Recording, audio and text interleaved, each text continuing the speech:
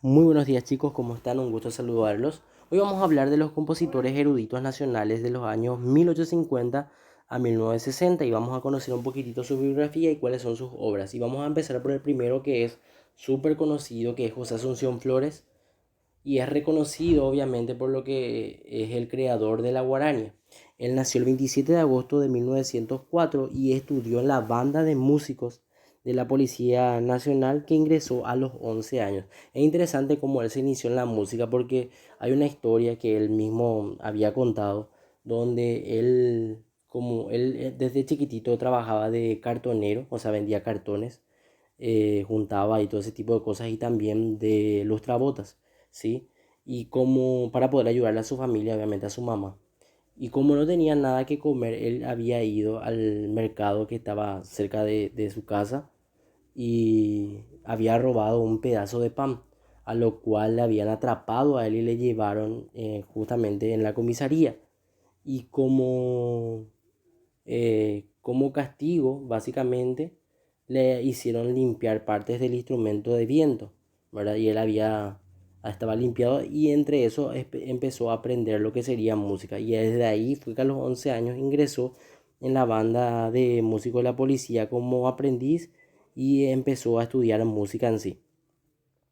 Tuvo la suerte de conocer a Nicolino Pellegrini, que fue uno de sus profesores, a Mariano Godoy y Eugenio Campanini, que eran uno de los más grandes músicos de ese periodo, que lo ayudaron en su formación profesional. Y él comenzó ejecutando lo que sería el trombón y fue el primer instrumento que ejecutó. En 1922 compuso su primera polca que se llama Manuel Gondra, dedicada a su padrino. Y en 1925 creó una forma de canción lenta que se llama guarania, que es la que nosotros conocemos hoy en día como un ritmo característico de nuestro país. En 1928 conoció al célebre poeta guaireño Manuel Ortiz Guerrero, con quien creó sus más inspiradas composiciones. Obviamente él había recibido, creo que entre los años 1935 más o menos, ¿no? Había recibido un premio por su distinción como músico paraguayo, pero él había rechazado porque justamente estaba en desacuerdo con la muerte de un estudiante que era Mariano Roca Alonso. Él no estaba de acuerdo, por lo cual se le exilió a él y tuvo que emigrar a Argentina. Y estamos hablando de la época de la dictadura, cuando estaba Alfredo Stroessner de presidente. Bien, y perseguido justamente por sus ideas revolucionarias, se radicó en Buenos Aires y en 1954 inició una nueva etapa en su labor creadora llamada jerarquización de la guarania, donde él había creado en 1928, en 1925 la guarania, pero todavía no estaba totalmente completa. Y a partir recién del año 1954 fue que él empezó a trabajar a fondo en su música y en tratar de buscar que esté todo en la armonía correcta.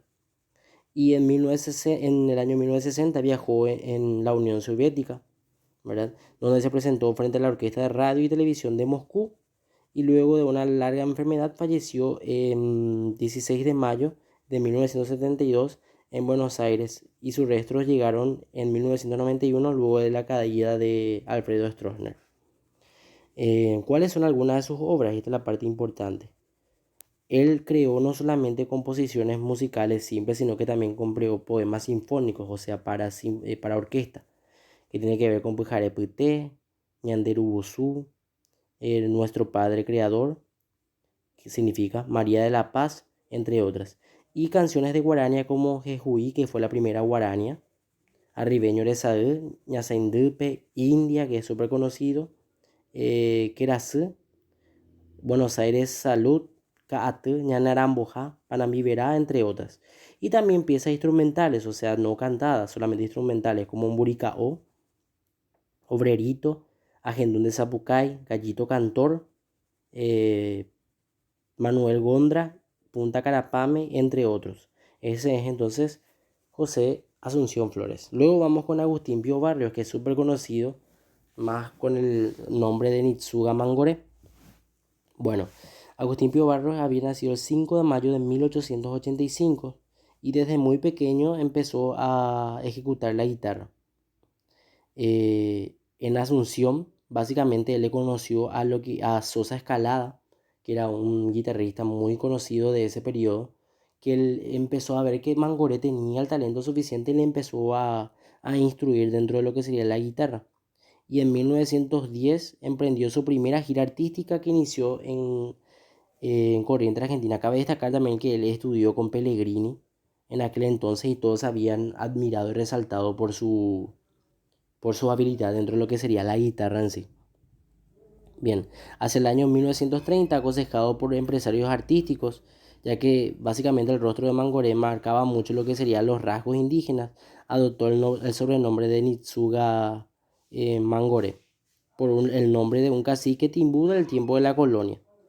Y él recorrió básicamente muchísimos países, tanto de Europa y principalmente Latinoamérica, y donde ofrecía varios conciertos y audiciones radiales.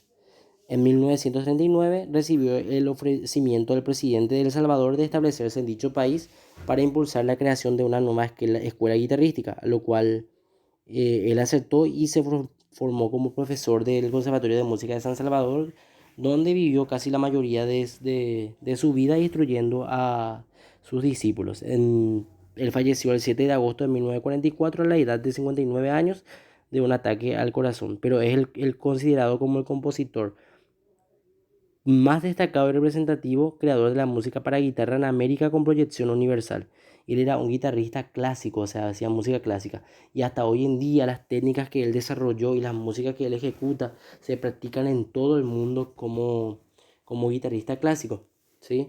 Y principalmente que las obras que él compuso son muy, pero muy difíciles de ejecutar.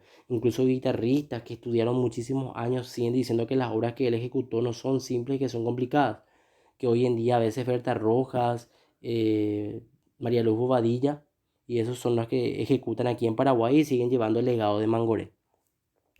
¿Cuáles son sus obras? Las abejas, Danza Paraguaya, Estudio de Concierto, Mazurca, Apasionata, La Catedral, Vals 3 y 4, Innovación a mi madre, entre otras. Seguimos. Y vamos a hablar de otro compositor que se llama Herminio Jiménez, que él nació el 20 de febrero de 1905 y a los 10 años ingresó en la banda militar de Paraguarí, donde estudió bombardino, teoría y solfeo con Emil Laikowski. Posteriormente continuó en la capital en el Instituto Paraguayo donde estudió violín.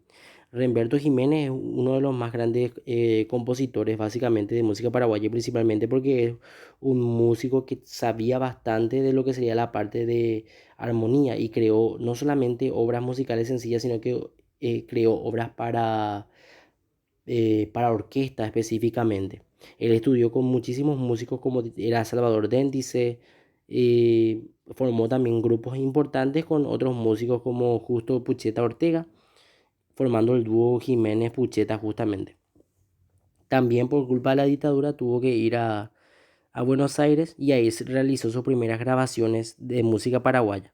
Cuando finalizó básicamente la guerra del Chaco, es, se estableció en Buenos Aires, donde estudió en el Conservatorio de Música de Alberto Williams y tomó clases de bandoneón.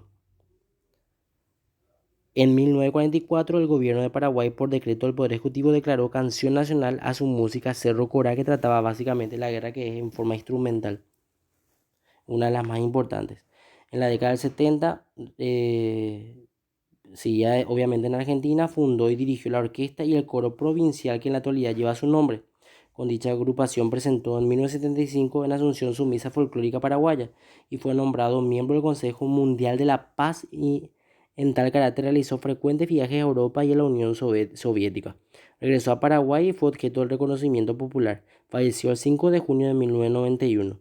¿Cuáles son sus obras? Entre las sinfonías tenemos a El Ravelero, concierto para violín y orquesta, Suite El Pájaro para arpa paraguaya y orquesta sinfónica, La Epopeya, Obertura Sinfónica, José Nella, Sinfónica Gris Mayor, entre otras. Música para films, o sea, también hizo música de película, que se llama Alto Paraná en el año 1950. Obras orquestales populares, El Canto de mi Selva, Chetrón por Asá, Yasuya Teré, Canción de Esperanza, Neni y Añoro mi pueblo.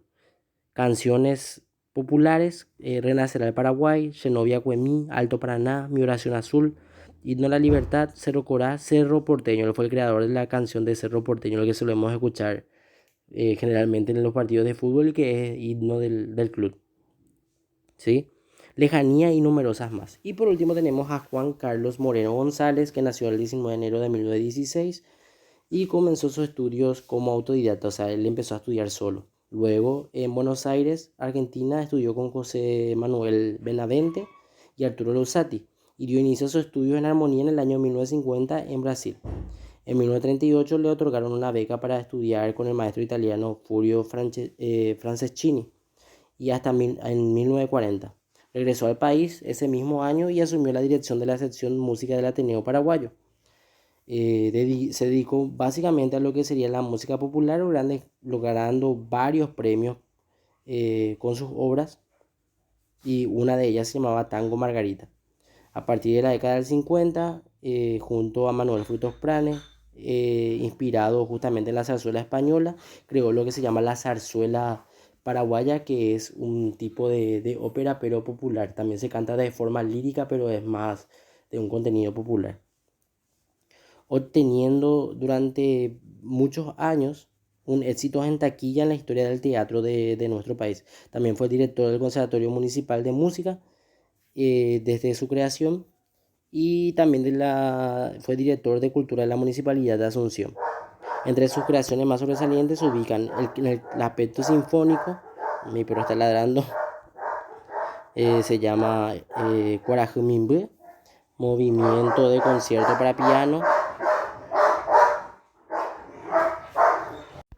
Bueno, mi perro ladraba, cosas que pasan.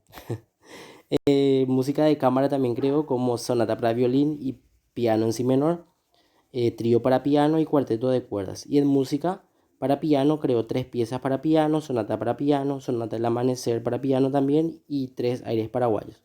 Compuso las siguientes zarzuelas: La tejedora Ñandutí, que es súper conocida; Corochiré, María Pacurí, también muy conocida; Las Alegres Cuiguaverá y Paloma Pará.